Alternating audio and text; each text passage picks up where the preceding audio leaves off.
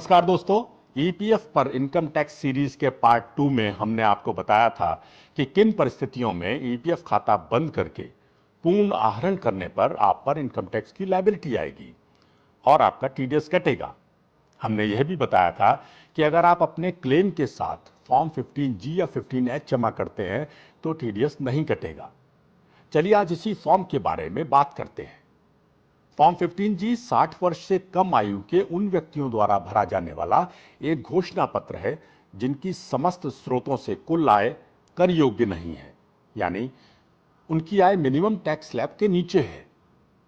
वहीं 15H 60 वर्ष या इससे अधिक आयु के व्यक्तियों के लिए है। इस फॉर्म को जमा करने पर ईपीएफओ द्वारा टीडीएस नहीं काटा जाएगा।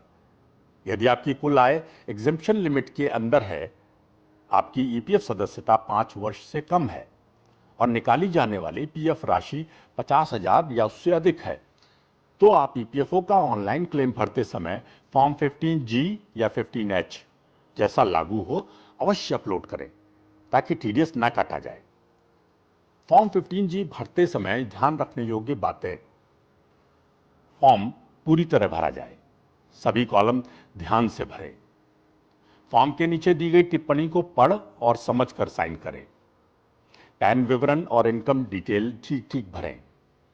प्रीवियस ईयर में वह वित्त वर्ष भरें जिसमें पीएफ निकाला जा रहा है। स्टेटस में इंडिविजुअल भरें। इन्वेस्टमेंट या अकाउंट के आइडेंटिफिकेशन नंबर वाले कॉलम में अपना पीएफ अकाउंट नंबर या यूएएन भरें।